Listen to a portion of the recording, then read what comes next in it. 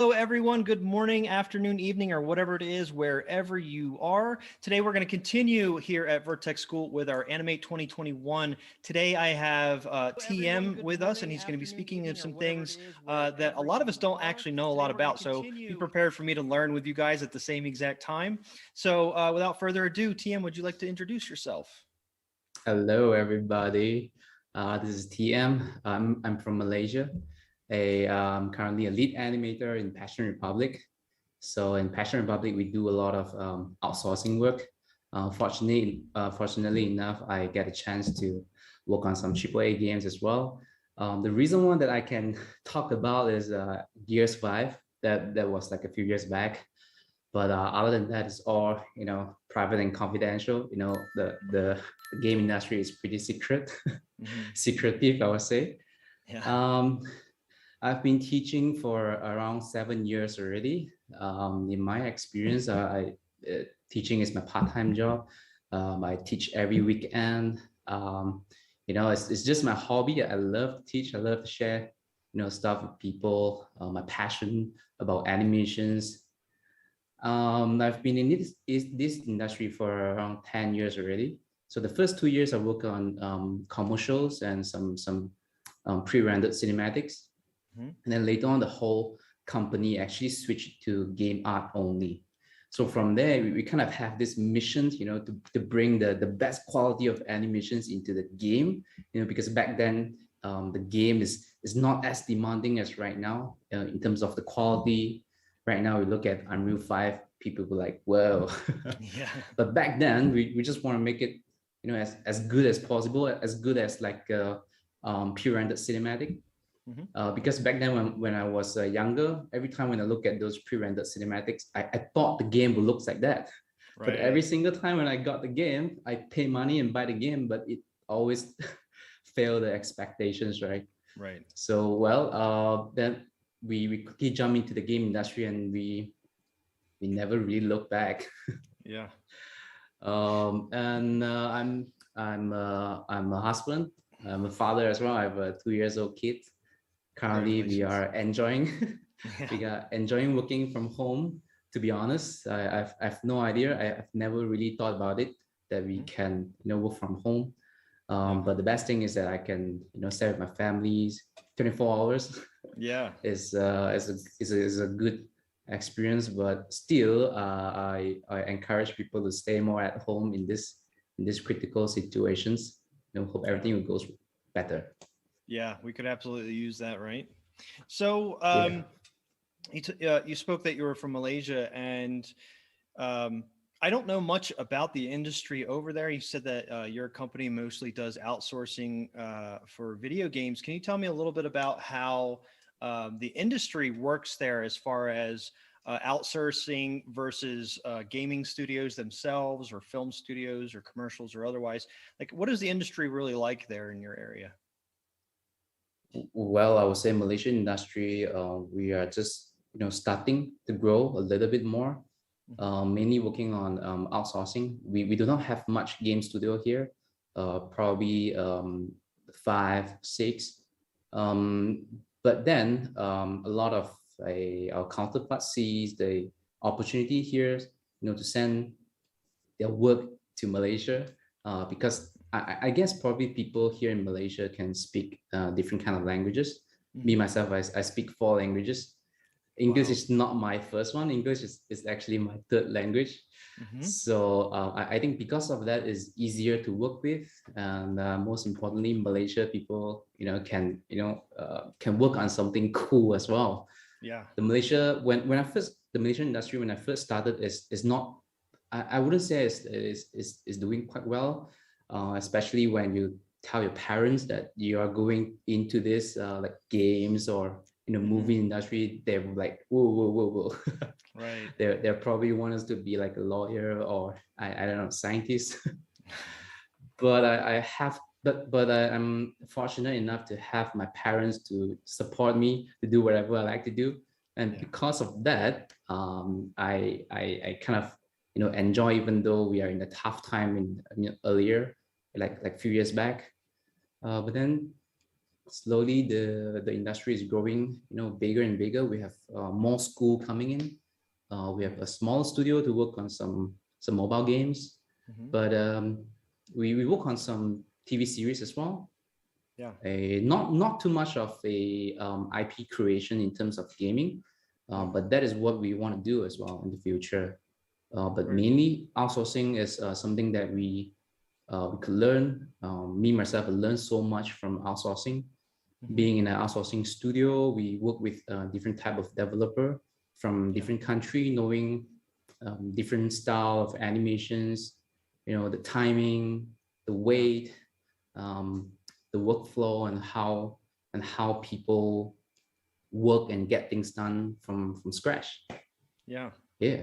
So you actually mentioned something in that as far as like education, and so my question is since the education into games is so new with inside of your country, prior to that, or maybe where you even learned, over 10 years ago, where would you say that most people would be gaining their education as far as modeling and animation and game design and stuff like that with inside of your area? Well, we do not have much game design, but we do have some, animations or modeling, as a general. When I was studying in the college, I am actually studying, everything, from concept art to modeling to rigging to animations. So basically, I am trained to be like a generalist. Right. But I found my passion in animations once I start touching the bouncing ball. Yeah. But I thought it would be easy. I thought because I'm not so good in drawing. When they introduced animation is obviously it is from 2D animations, right? Yeah. That is not what I'm good at. So I am super. I can't wait to jump into 3D, but end up it is not the thing that I imagine. It is not as easy. Right. But there is some. There's quite a few school is teaching that. But now with the improve of the industry, we're starting to get more and more school to teaching a bunch of different stuff. Some school even are like pretty specialized in games, animations only, or games art only. But there's quite a few of the schools still going towards the movie side, or the camera shot by shot side. Yeah. Yeah, so most of the specialty schools that we have here in the United States are kind of the same way. You would go to a university, college, something along those lines, and get a 4-year degree in game art or something like that. And like you said, they'll teach you about the game design, they'll teach you about modeling and animation and visual effects and rigging. So they give you a big over broad idea of what you might want to get into, but you don't really specialize in anything inside of a university. That's where schools like ours at Vertex School, we kind of fill that gap of, okay, you have an idea that you liked modeling. Maybe it was in character or environmental, or maybe you liked animation. And then you want to really specialize in that so that you can get a job doing just that thing instead of, a jack of all trades. And with that, that's where we try to fill that good gap there. And here at Vertex School, we are really all about trying to get people jobs. And in the process of doing so, we work our students really hard as well, as far as how much we expect them to work every week, because we have a very short period of curriculum basically designated to people who are really looking to push their career forward. And, if you're looking to just come through and be like, oh, well, this is kind of fun, I just want to look at it, you probably won't end up with something that would end up getting you a job. But if you you put a lot of work in, like I'm sure you have, and I know that I did when I was in school, you're very hireable as soon as you're done. So I like the idea of thinking about how education may work differently, but it sounds like it works pretty much the same way. It is. Another thing I'm lucky enough to, I'm sorry, I'm lucky enough to know that I love animations earlier, even in the college, where I would just don't really care too much about my modeling assignment or my concept art assignment. I'll just put in like 200% of effort into my animations. I just don't care about anything. Yeah. I spent all the midnight, to just work on my assignment. Hmm. I'm considered the lucky one. Yeah. And back then in the Malaysian industry, I mean, if you hire as an animator, you kind of have to work on some modeling work as well. So Okay. I'm probably like a rebel, Yeah. if you can say that. I am more like a rebel. If you ask me to work on modeling, I'm like, no, why? Right. I just want to work on animations. Yeah. But that is really like a big turning point. I Mhm. feels like to our studio as well, like we will really want to specialize in something to make it good. Yeah. Now, you actually said something earlier as well about the fact that you have a few different languages that you can speak, and the fact that a lot of the people that you work with can speak a lot of different languages, which allows you the ability to outsource with several different countries. Um, I'd like to hear a little bit more about the education into those different languages so that you could work with other countries.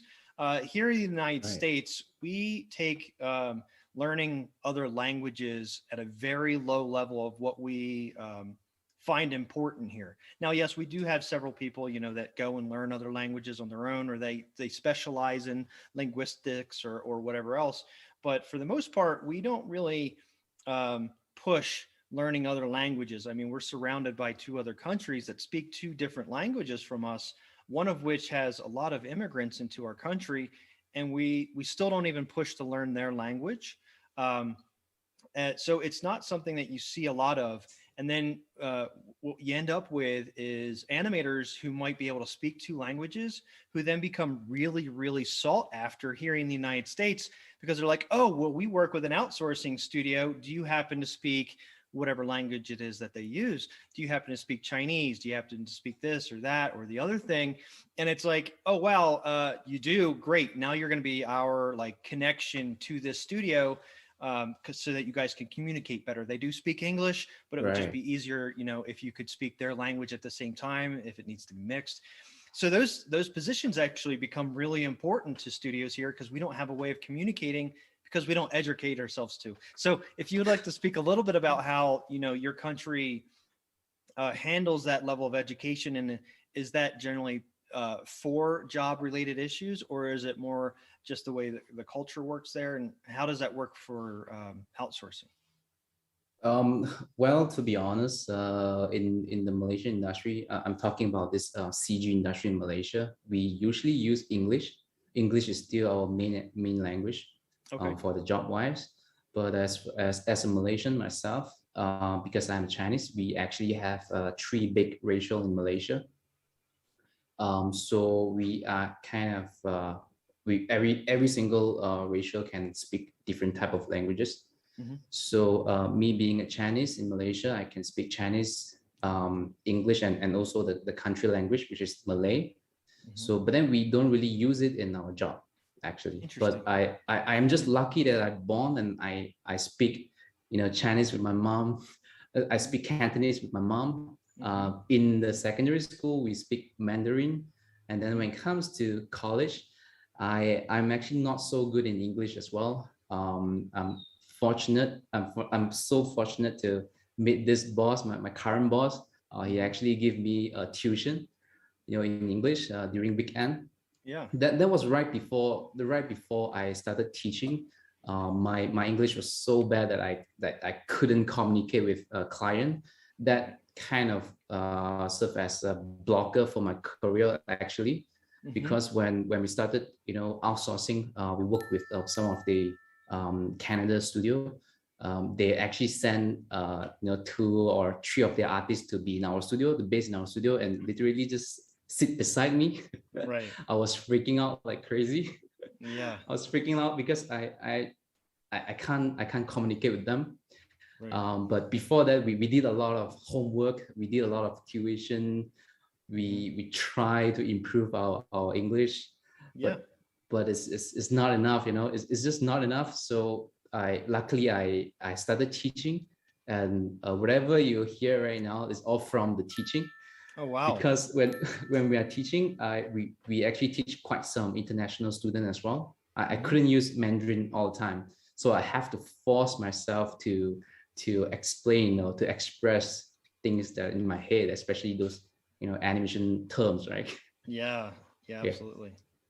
Well, that's really cool. That that it's. Oops, I almost fell off my chair.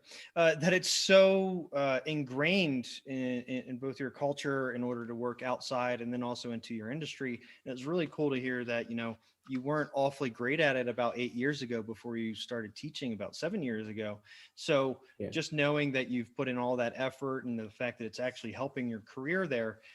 Here, I mean, it can help your career to know a different language, but for the most part, we don't unlike an outsourcing studio, which is all about communicating all over the world.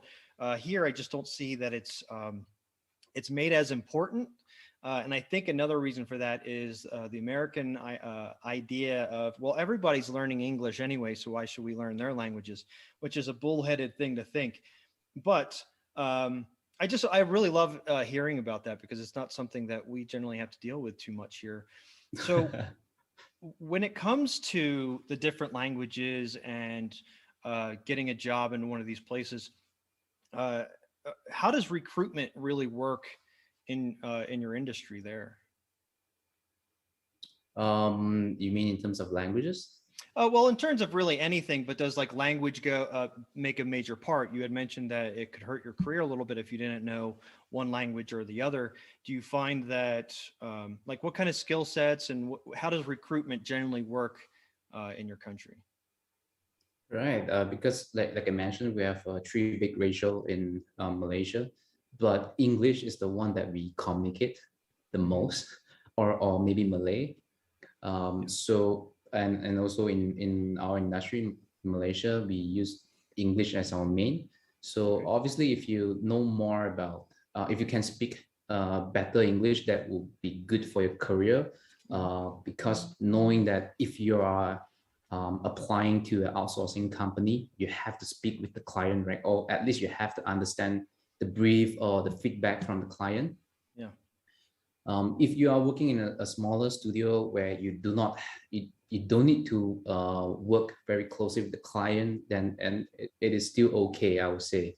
Yeah. And that is how I started, because it is okay. The Yeah. team is still small.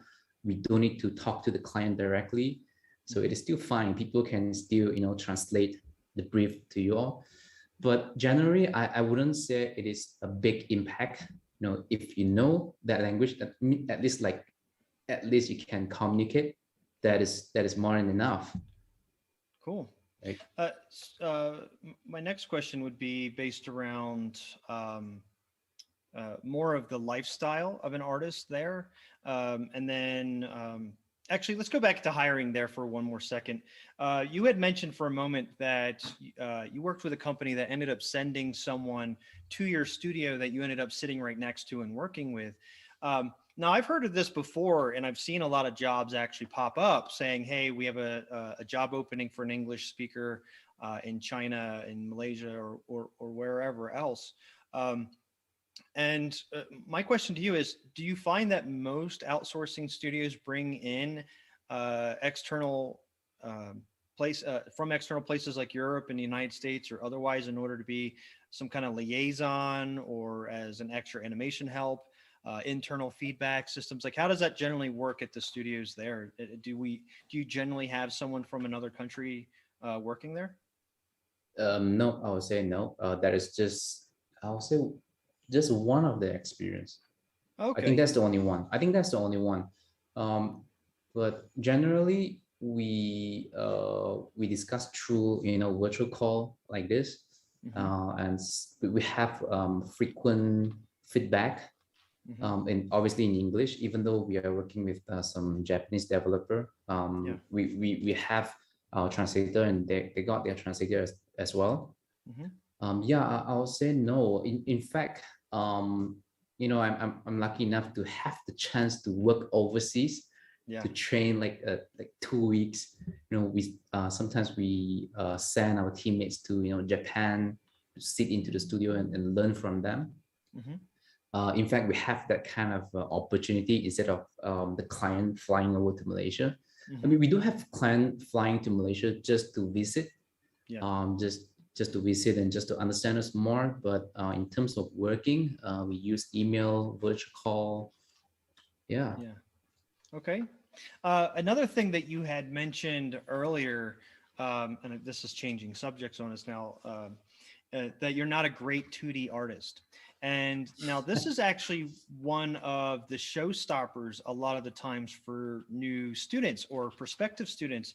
Um, because, you know, at the end of what our title is, it's animation artist, right? So when you Right. think artist, you know, generally the first thing that pops into someone's mind is a canvas and painting, right?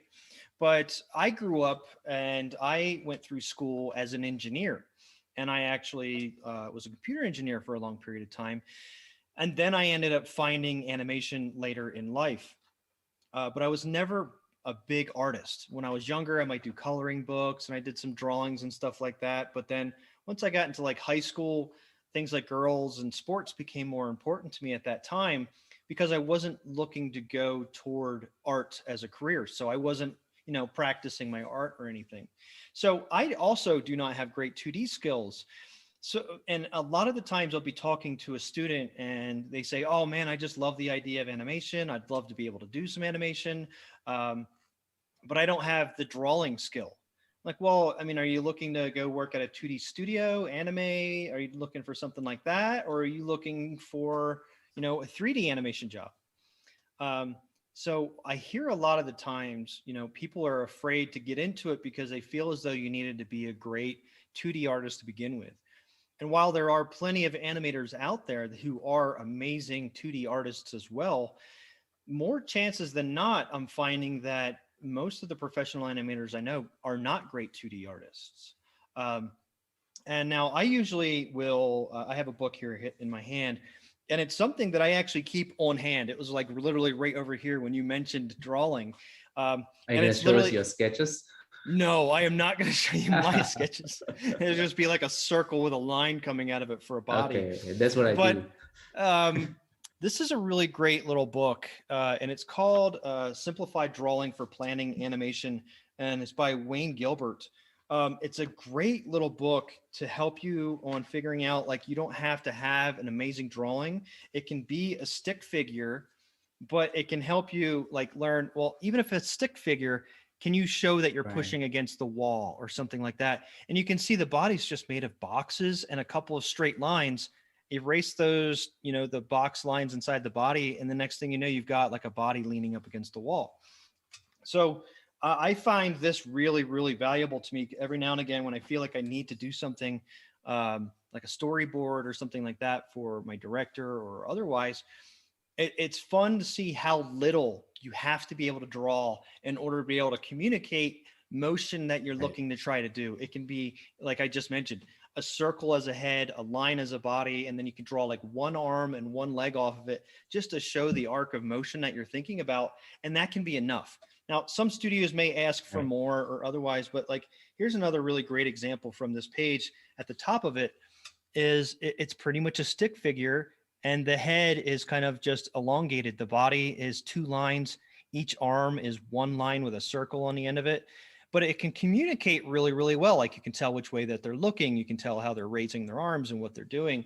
Um, so it's one of those things that I feel can be a stopper for a lot of people who think that you need to be this amazing 2D artist to get into 3D animation. And the fact of the matter is so Right. many of us do not actually know. Now, is it important to know how to draw those lines to show, you know, that motion that you're looking to do, so it doesn't just look like a stick figure sitting in midair not moving, but instead it looks like, okay, that person's running or they're swinging a sword or whatever else. So I do appreciate you bringing up that part. I wanted to jump off for one moment to talk about that because I know that even for me back, you know, when I first started getting into this, I was nervous about that as well. One of my first assignments was sketch your animation plan. And I'm Oh like, man. I don't know what I'm doing. I don't know how to sketch this. And then once I got through that and I was talking to my mentor at the time that was instructing me on how to animate, I said, man, I'm really uncomfortable. It makes me anxious every time I need to do a drawing. Um, Are these sorry, someone just said that, I was just told everybody on YouTube wants to see my sketches. No, they're terrible.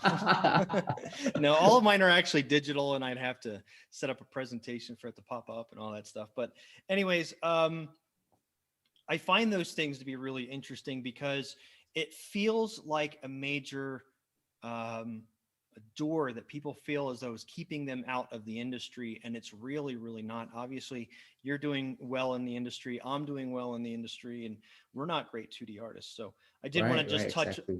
I did just want to touch on that for a moment because I know so many of my students who are watching and otherwise might be thinking about those things. Oh, but anyways, I kind of veered off there, off of my veer off, and that was Yeah, no um, problem. my mentor. When he was talking to me about it, I asked him, I was like, I'm not a great 2D artist. And he's like, that's fine. Just do what you can to show this, and here's some information that you should put on there.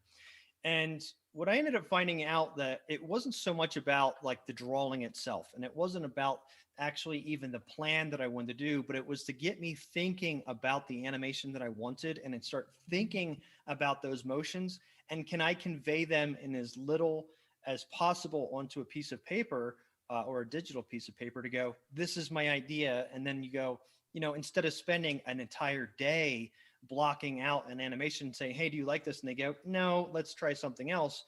Instead, it's 10 minutes of just really fast circles and lines and motion paths and going, what do you think of this idea? Um, Right. and it helps you think about your animation in a different way as well. Because especially if you're like a stick figure artist like I am, can't really draw, the way that you arc the spine and the way that you draw that leg helps you think about how you're going to actually animate it later on. Because if you can't convey it well with shadows and all that stuff while you're drawing, right, it's going to be those very broad lines that are going to help you figure that out. So then when you start actually putting that into 3D, it's those big broad lines that are kind of your action lines, the direction of your action and force and all those sorts of things. So I still really enjoy the idea of marrying a 2D animation kind of feeling in your head with 3D, because I feel like, for myself at least, it helps me keep an idea of which way the motion is going and what are the most important lines that I decided to draw, and how do I convey that into 3D. All right. So Well, I I totally agree that I totally agree that, when you talk about the line, I can think of the line of actions, how many times I've drawn a line of actions on my students' work, and yeah. how they can, flow better in terms of like a move, how we Hmm. can flow it better like a fish, Yeah. right? But talking about drawing or 2D animations, I am actually on the opposite side. I'm not the one that worried that my drawing is not good, so I can't be in the industry. I'm more like, I can't draw. I'm gonna show you, and 3D animator don't need to be good in drawing. That I will make it work. Yeah. I'm more like the opposite side. Hmm. But speaking about that's one of the reasons why I don't really like 2D animations. That is because in the college, I actually got to me it's a kind of like a humiliating experience. The lecturer actually told me that my drawing is worse than his daughter, and his daughter is 4 years Wow. old, and I That's got not like very really nice. hard. Yeah. Yeah, I got it really hard, and it makes me hate 2D animations. I'm so sorry to everyone, but it really No, makes that's me hate understandable. 2D animations. And I didn't really think of how I can incorporate drawings into my animations. I'm more like a poser. I just want to pose it as cool as possible in the Hmm. 3D software like Yeah. Maya. But the more I do 3D, the more experience I have. Again, I started to appreciate 2D animations again. Hmm. And I never really think of that can improve my animations, to be honest. But Yeah. one of my inspiring colleague named Ronald, he draw every single day, but his Hmm. drawing is not really good, but he loves to draw. Yeah. And he always said that, when you draw this, you can apply it into your animations, you go flow better. I'm like, really? So then I started giving like a small try, like what you did, stick figure. Hmm. So I tried out. It didn't really channel good. It didn't Right. really help me that much. In fact, I find it quite time consuming for me to do it. Hmm. But When I started teaching, draw over people's animations is like one of the good way to give feedback, right? Mm-hmm. And the more I draw, the more I kind of understand the concept of drawing, make things flowing. Yeah. So now I would say I am pretty good in drawing over, Mm-hmm. not to say like creating art from scratch, more Right. like drawing over people work. And Mm-hmm. and I can one of the tips that I would like to share with all the students is to really treat your 3D animations as flat as possible. Especially when you play blast, you really have to treat it as like a piece of paper, as Mm-hmm. flat as you can draw on it, as flat as you can flow as a 2D flat screen. Mm-hmm. So with that in mind, your animation will flow better in terms of thinking it in a 3D space where we move our viewport. Mm-hmm. It just sometimes no matter how smooth your graph is, your animation is just not flowing. It's Right. because of the screen space, it's because of the spacing on the camera, Mm-hmm. So along the years I learned the other way around, and Yeah. I really enjoy drawing over even my animations. Sometimes I love to draw over on my own animations to Mm-hmm. have like a third perspective Yeah. to push it even further. That is really helping me like so far. Yeah. Oh, I'm going to break in really quickly. I wanted to remind everybody that if you have any questions, please write them in. If you're on YouTube, feel free to write them there. I have someone feeding me questions there. If you're here with us on Zoom, feel free to use the question and answers thing there. Or anywhere else that you are watching us, please get a question and they will be forwarded to me. And with that, I do actually have a question going back to getting a job in Malaysia. This one is for you. What is one major area that is lacking with the fresh graduates that are joining the workforce here in Malaysia? I lecture at a local uni here. So someone local to you is asking the question of what is one major area that is lacking with fresh graduates?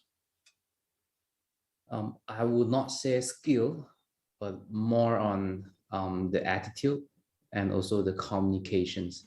To be honest, when we're fresh, we always have to have the mindset of learning or keeping our cup empty so that we can feel more, right? Especially to those students that did pretty well in the school that they thought that they are very good, but Mhm. they are not so good in communicating and it's not so good in presenting you as an artist in a studio. So Okay. I feel like that is the major thing that we are lacking in the educations, besides just teaching on the skills, which we all teach, right? We Yeah. teach a lot of skills, right? Drawing, flow, 12 principle, animate, 12 principles. Hmm. But the thing that no people actually teaching how we can communicate or how we can listen, especially when it comes to review sessions. Hmm. So I feels like in the class we can have more interaction sessions to show the student how we take feedback or Hmm. how we generate a sort of negative feedback into something motivating. I Yeah. think those are the things that is really lacking in our new joiner. So this kind of touched a little bit to the hiring. So sometimes when we hire a new joiner or fresh grad, we don't really pick the best animator, but we value a lot during the interview sessions. We talk to you. We kind of ask a lot of questions. It almost sounds like we are setting a lot of trap, see whether you will step on it or not. It is almost sounding like that, but it is true because we have to work with you. Hmm. If you see it, if you see it generally, we don't really worry too much on your skill set because we have people in the team. We have seniors to Hmm. teach you. To everyone in the team will share, their tips and tricks to you in no time. Probably half a year, you can be a good animator. Right. But attitude or communication is not something that we can just direct say, hey, you're rude. we Yeah. we usually don't say that in front of people, Right. and sometimes we kind of fake it like, yeah, right, but ended up you don't like that feeling. So that is um, not a good thing, but that's my suggestions. Awesome. That's actually a really good point that you brought up. And it's something that I actually incorporated very early on into the curriculum here at Vertex School was that whole feedback area. Because like you, when I first entered into the industry and what you're experiencing, where you're at is, I wasn't used to the way that animators actually speak with each other. I wasn't used to getting feedback the way that I was getting feedback. It was kind of, I was used to hearing it from a teacher who was very, the instructors that I had were very uplifting, and they were very nice, and they were just like, you You're know, lucky. right. But so when they looked at my work though, it was just always like, oh, well, this is nice, but let's try and just do like this. And the feedback came very soft toward me. And then when I got into the industry, I remember the first couple of times I was in what they call dailies, when we go in Yeah. every morning, and it felt like I got punched in the face. They're like, oh, well, this arc doesn't work. The silhouette here isn't good. Make sure that this timing here, that just doesn't work good. And then they just moved on to the next person. I'm like, they didn't say anything nice. They didn't like, they just said, this is bad, this is bad, this is bad. Am I that bad of an animator? And what it is the team that I was on was like 10 people, and our meeting was like a half hour long. So if we were going to have feedback for all of those people, they only get, 3 minutes or so at a time. So they don't have a Right. lot of time, especially in a production setting, to sit there with you and be like, oh, I like how you did the hair flow here, but here, maybe we need to work on just the way it works. It's just like, hey, the hair here doesn't work.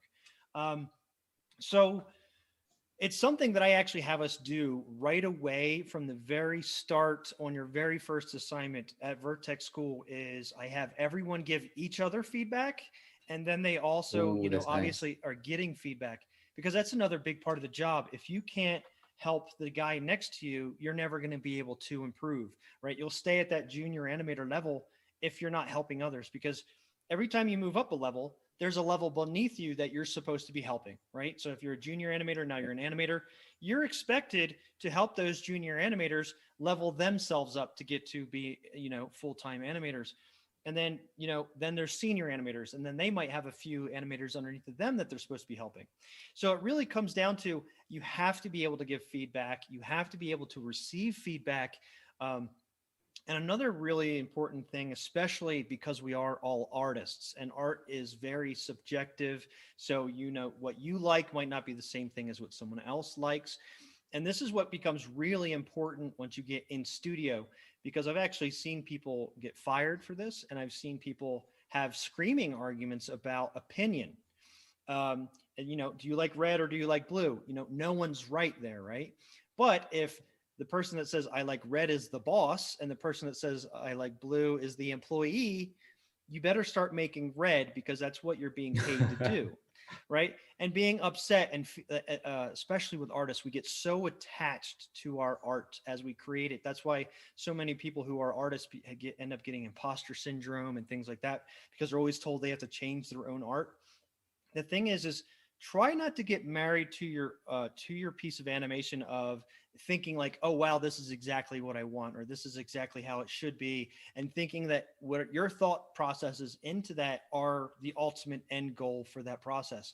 Because what's going to happen is, there are 10 other people on that same animation team. They might all have a different idea, and what it's going to come down to is, it's a team effort. Even though you're the one setting every single key on that animation, the knowledge that you can gain from just the ideas and the feedback that you get from everybody else is just going to accelerate you.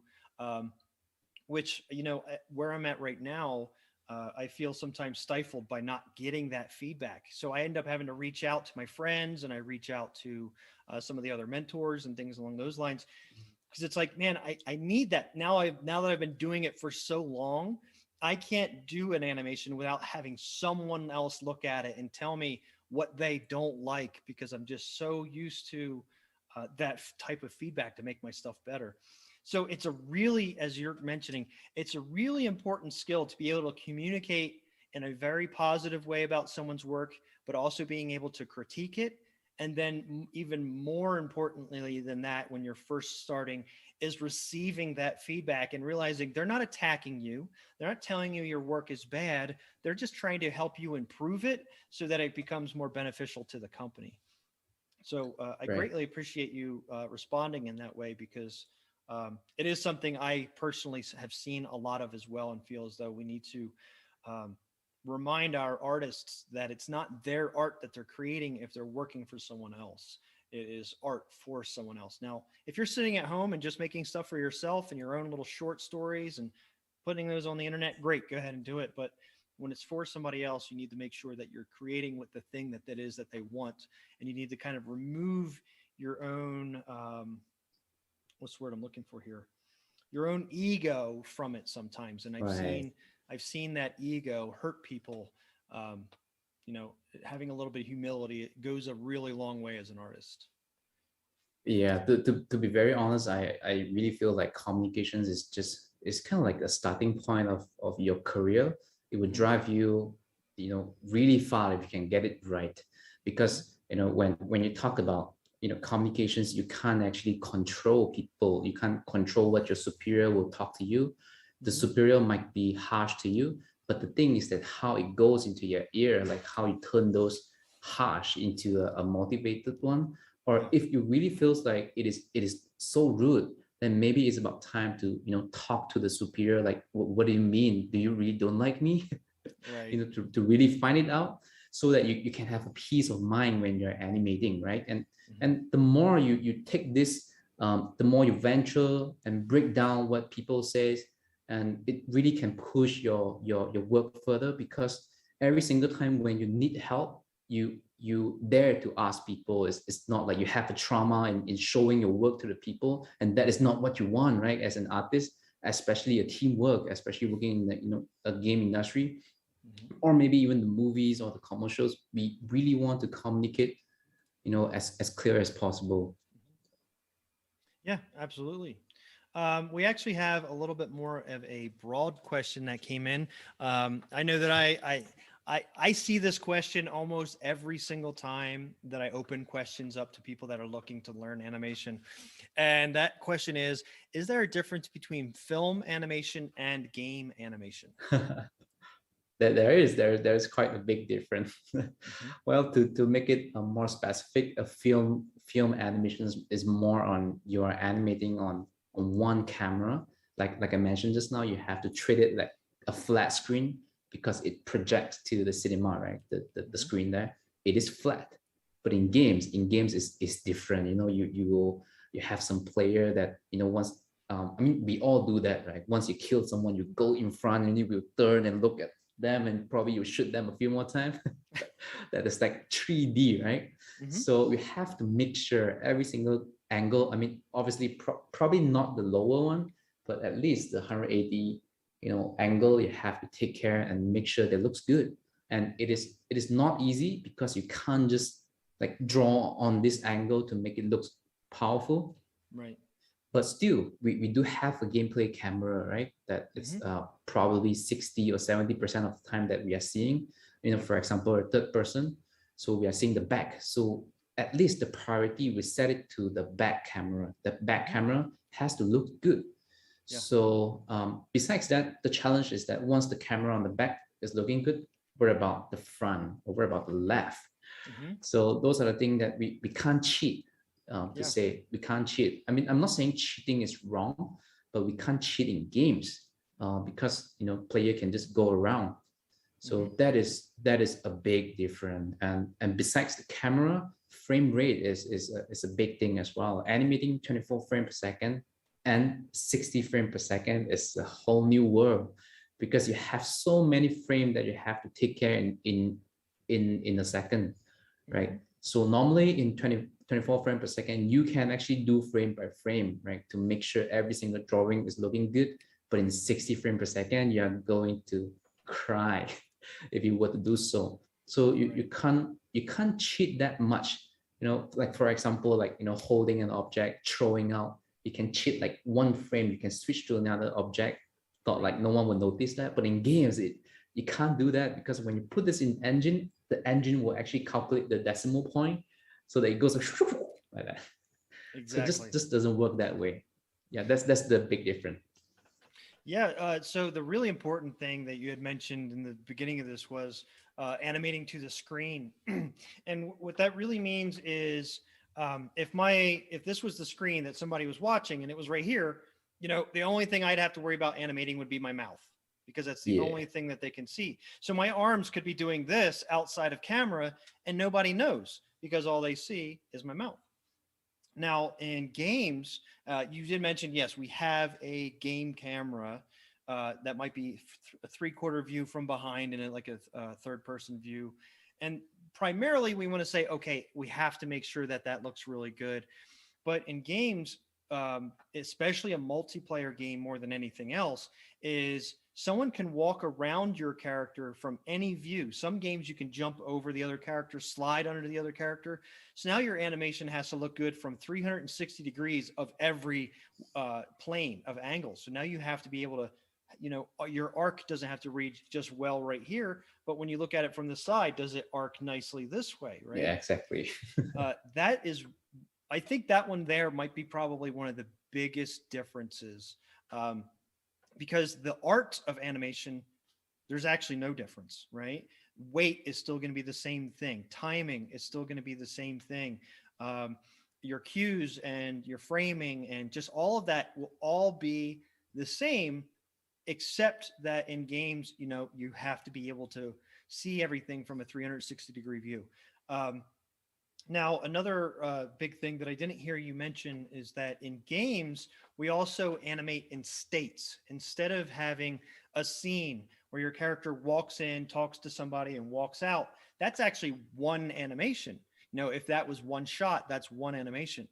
In games, if you have a character walk in, talk to somebody, and then walk out, what you have is a walk animation, a stop walking animation that's separate, a talking to somebody animation that may have needed to change from that idle that you were just into a different idle, and then that conversation, switching back to the other idle, and then going to a walk start, and then back into a walk. So that's several different animations, all of which we've had to create at different times. So I have the Yeah, walk created here because I need to use that walk in a million other places in the game. And then I have my stop walking because I don't know exactly when that person might need to stop walking because they might be controlled by a player. So if they walk into the screen and then they need to stop walking all of a sudden, I need to have a new animation for that. And it may come at any time. We don't know when.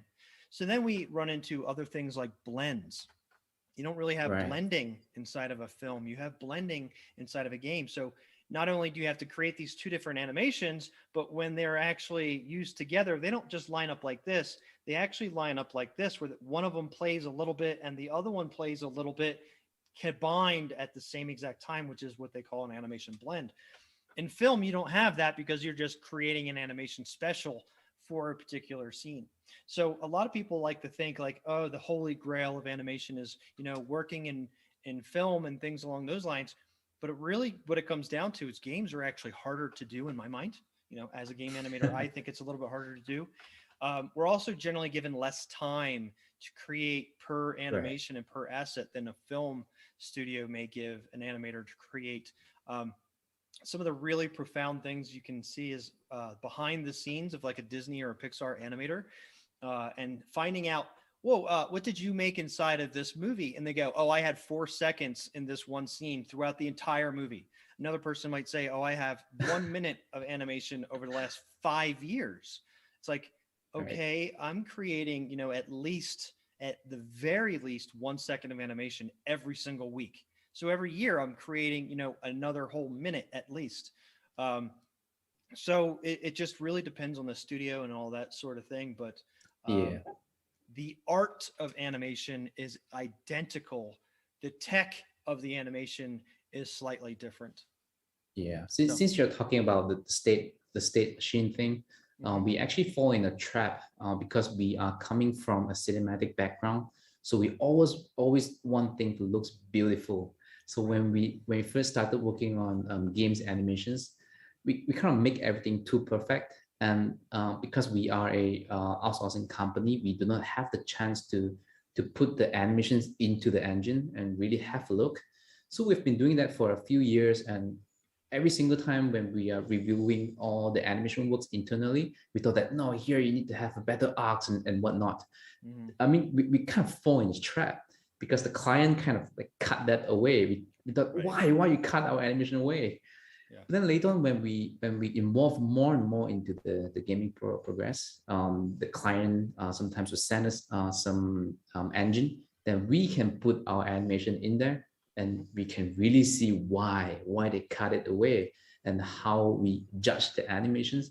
It's not about like a movie animations anymore. It's all about the flow, like what you mentioned just now, how you connect, with your friend's work and your work.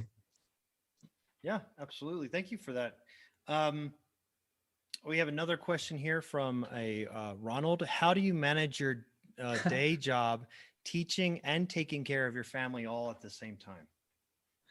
How do I manage that? I don't really treat it as something like a job. I know it sounds pretty cliche, but it is, and that is how it works for me.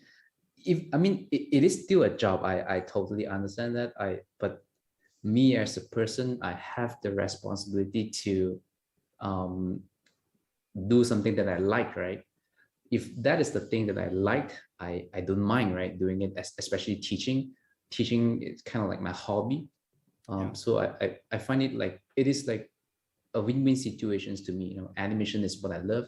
Teaching is my hobby. Why not, right? Let's do it. And because of teaching, it kind of keep my passion going after 10 years. I wouldn't say it's a lot compared to a lot of amazing animators out there. It's not to say a lot, but actually I never really asked me this question, like why am I still animating? To be honest, I didn't really ask me that question.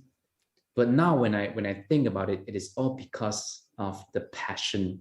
It's all because I am doing the things that I like, and I find challenges every single year. Even though currently I am a lead animator, I do not have much chance to animate, but I have a lot of chance to teach. So every time when I'm given a chance to demo in front of my student, I'll be like, damn, I'm so excited. I'm so happy to animate. Yeah. So when I am genuinely happy, the way I speak, the words that I choose it's so different, it's so genuine, and Right. people can really feel it into their heart. So that's why I can keep my passion, and in the same time, I am taking care of my family. Mhm. I guess it's just the passion. Yeah. So I think the idea behind the question it would be the same for I think most other jobs, right? You have what you have to do for your 9 to 5 every day. Then you obviously have your family that you have to take care of in the process. Um, Right. but then the other part that you had said, and I like the way that you said it, is you also have to make sure you're taking care of yourself and making yourself happy on top of that. For you, that is a teaching hobby.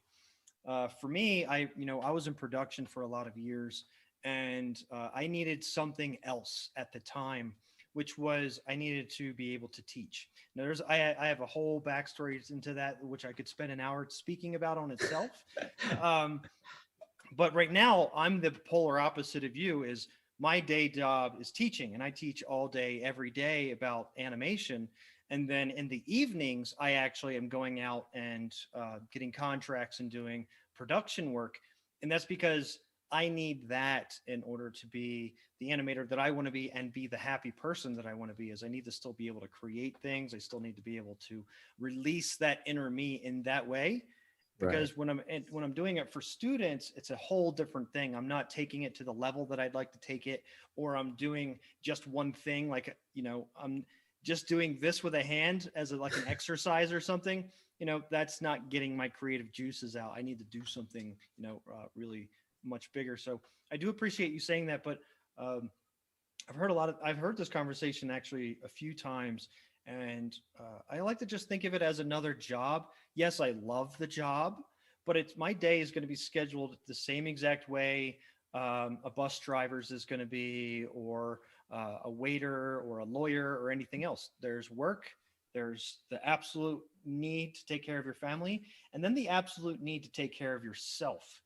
And that last part that you brought up, and I like the way that you said it, is just pivotal for an artist, because if we aren't positive inside, and we're not going to be great creators. We might, if you're really negative or otherwise, that's actually generally going to show inside of your art, because it comes from something within. On that creative side, it's not like 2 + 2 = 4. And if I'm angry, 2 + 2 = 4. And if I'm happy, 2 + 2 = 4. It's, if I'm Yeah. angry, this attack that I might make actually might be a little bit different than we wanted it to be. If I'm happier, it might be a little bit more bouncy. If I'm angry, it might be more punchy or otherwise. And I've found that when I'm in a bad mood, I'm generally not creating very good work. And so for me, making sure that I rejuvenate myself with whatever it is that makes me happy. For me, it's hiking, camping, skiing, and then playing video games are my things.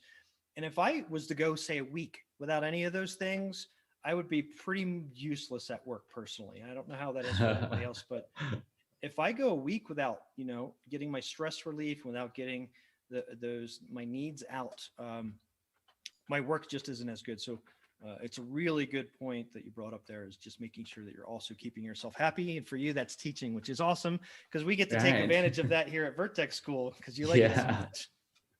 But you mentioned about when you're not in a good mood, your animations might affect that. But I believe even though it is affected, but the level of quality that you produce or experience any animator produce, it will still be there, right? It's just maybe the flair is not as much as when you have a good mood. Right. So I totally believe that, because when I was in maybe the third to fifth years in animations, I somehow I not to say that I lost my passion. It just feels like things just got super easy for me to animate. It might sound a little bit cocky, but that is my internal conversations that I did not tell people. Things just got like pretty easy for me. I can make it like a mathematic, like what you mentioned just now, 2 + 2 = 4. I can just make it like that. That is my maybe 2 years career. But later on, I kind of understand what is happiness, especially when it comes to working. I kind of use the mathematic way that I do, but I do it quicker, because I know the way of the lazy way. I know the lazy way, so I can do it quicker. Then later on, I have more time to add more flair into my animations. So I'm considered quite an efficient animator in terms of completing tasks. But when it comes to, if I want to add more flair into my animations, I can be more controlled when I have the speed. Awesome. Thank you. We have another question here. This one's directly about Malaysia. What's your take on setting freelance rates in Malaysia? I recently came across a job posting paying $2 per character illustration, and the client has been hiring many Malaysian artists. What advice would you give Malaysians trying to get a job to not try to get taken advantage of or treated as quote unquote cheap labor? Well, when I was slightly younger, like a few years back, when I first started working on freelancing, I have the same question as well. Like how do I quote the animations or the price of my animations? I have no idea. I actually did quite some research. So the answer to me is that I will actually divide my salary into hours, and then I'll count it as hours. So let's say if you have the numbers already, you have to ask yourself if you're happy to take this amount of money, because you are doing it as, like it's not from daytime, right? It is some gig, something new, and you can earn some money. You have to compare that budget and your mental state, because working on a freelancing, it is quite burning in terms of burning your passion, because you still have a daytime job to work on. So you have to ask yourself, but at least that's the base, right? For example, your just for example, your hourly rate is like 50 ringgit, just for example, okay? You have to ask yourself if that's all right for you. If let's say this work would take you like 5 hours, times that and ask yourself, do you want to take that? If you don't want to take that, or you don't feel happy about that, then maybe you can increase a little bit more. Then it comes to another state where you have to ask yourself, are you in need of money?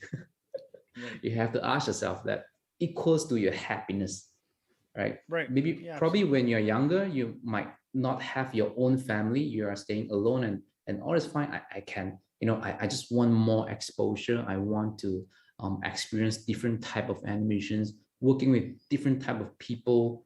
Then even though it is slightly lower, it is fine for you, right? Then in another state of your life, you be like, I have a family to take care. No, man, I have to get something higher than that. So if you can pay me like this, let's go. If not, we can still discuss, if I am in needs of money, Hmm. right? If not, never mind. I rather be like slightly more happy to do things that I liked. Hmm. Yeah. That would be my suggestions. Right. So, uh, yeah, I'm not going to add any more. I think you did a good enough job there. We are already at an hour. Let me just give you one more question, if you don't mind. This one was Wow, also time direct. flies. It does, right? This one also is directed directly at Malaysia. So, what do you feel about the Malaysia game art industry right now? And what are you looking forward to in the future about the industry in Malaysia? Well, it is definitely a great answer. This is one of the reason why I am still staying in Malaysia. To be honest, as an animator or as an artist, we always want to work in like one of the like top studio, right? In my mind, the top studio is Pixar. That is from my college era. I always Mhm. thought that I want to achieve that one day. Right. But now, after a few years of experience, that has changed. It changed to I want to stay in Malaysia to be um, part of the team that built the Malaysian industry. I feels Yeah. like that's my mission. I just feels like that. It's just my personal opinion because I see so much potential in the Malaysian industry where you can see there's quite some big studio is setting up studio in Malaysia like PlayStations, Mhm. like what else? I heard that there's a few more studios coming into Malaysia. That really shows how potential is Malaysia in terms of the gaming or maybe not just gaming, probably more on like a CG Mhm. generally. So it's not that I did not see the result before. I experienced before because I am coming in from a commercial background and we Mhm. started gaming and the game, not much people in Malaysia is working on games, and we Yeah. started working on that. We put one of our foot there. We're like, wow, this is something. I feel like we can continue to do that. Now the whole body now is in the game, and we've been doing pretty well. We've been training quite a lot of amazing artists from the studio because working in games we have more time to train our artists internally to perfect the craft. Yeah. And it's all because of the time given, because game takes quite some time to make, right? Yeah. Compared it to commercial, probably 2 months. Games probably will take you like 3 to 5 years. Mhm. Then from there, we really master all the small little skill. It might be a little bit boring because you or mundane to say. Maybe you have to work on some like non-playable character at first because the reputation is not, it's not good or no one really knows who you are. Then you get a lot of job like that, and we experience that all the time. I work on NPC like clapping, Right. looking up. Hey, we work on that, and the team here internally, we are super excited to work on those things. Like holy shit, we can be in the game. So every time when we see like some gameplay trailer on the internet, everyone's like shouting, "Look at my animations!" It's actually at the back, Right. and because of that, there's a thing inside us as an artist. We want to prove to the developer that we can animate playable character quality in a non-playable character. And Yeah. because of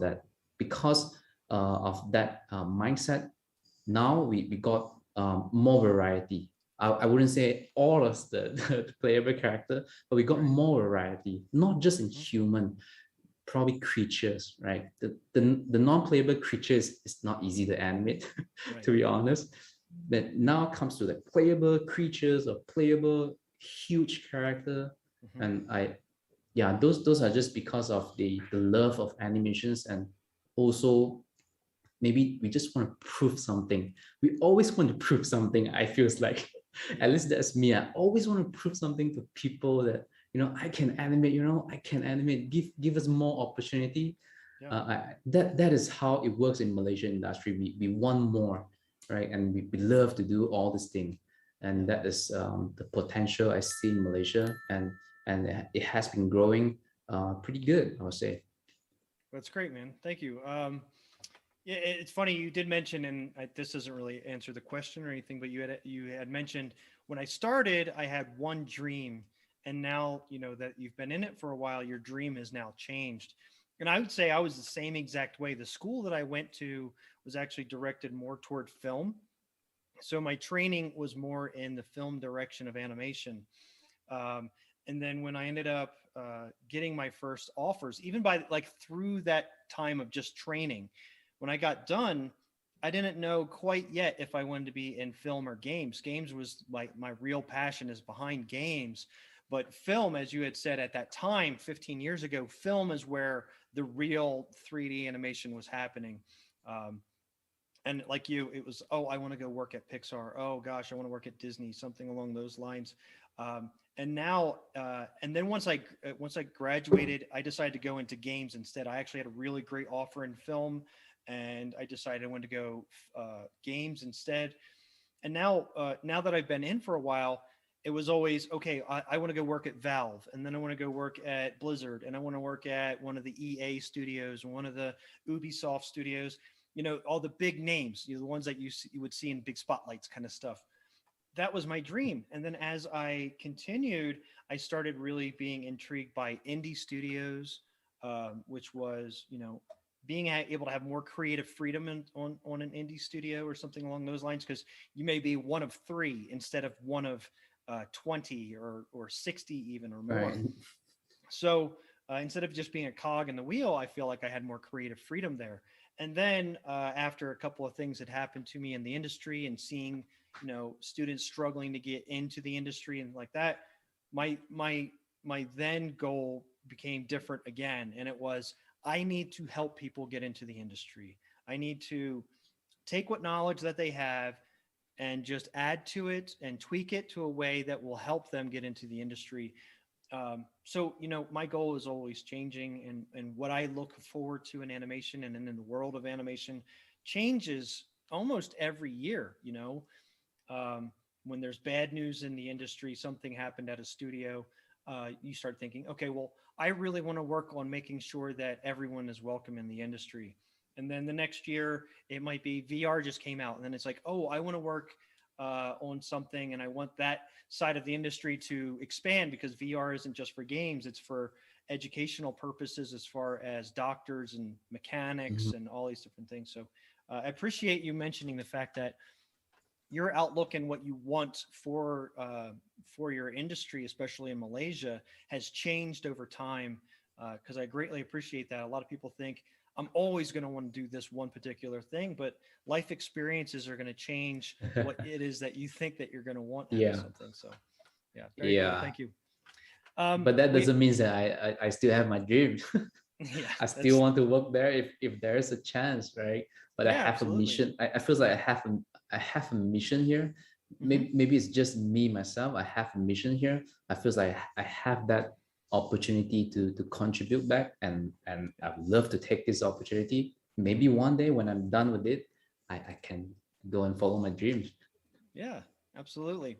Hey, well, we are quite a bit over an hour now. I know that we could probably talk about animation all day and field questions all day long.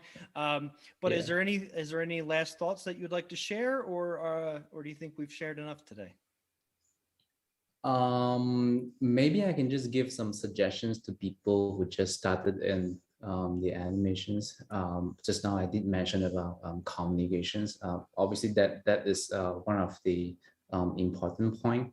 But besides communications, if we just talk about skill, there's a lot of time we got pretty anxiety to show our shots to people, or maybe just forgot the reason why we started what we start, which is the love of animations. Some of the time we do forgot about that.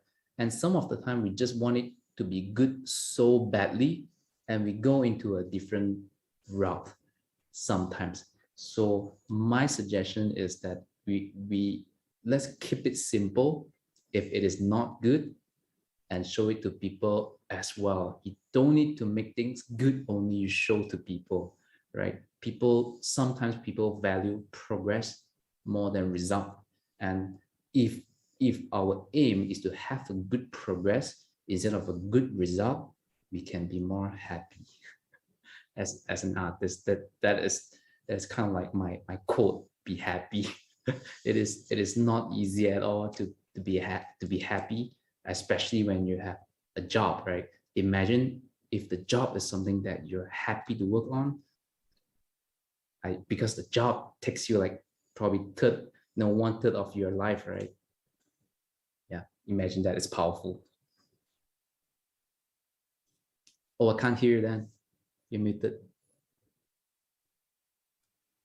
Hello, hello. Can you hear me now? Okay, good. Okay, sorry about that. I don't know if I did that or what happened, but anyways, thank you so much, Tim. That was a really great answer. Thank you As so I said, much. I think we could both talk about animation forever. I think we both have pretty big passions about it, but we do have to end. Thank you so much for your time. Thank you to everybody that came and for your awesome questions. As per usual, if you guys have anything else that you'd like to ask us, you can always reach us on our website, vertexschool.com. We also have a Discord if you'd like to find us there, and you might even be able to communicate with one of our mentors through our Discord or otherwise. Thank you guys all so much. I hope you have a great rest of your day. Thanks for having TM, me. now that it's a little bit after 1 a.m. for you, I hope that you Yeah. I hope you have a good rest of your night. Have a good day, everybody.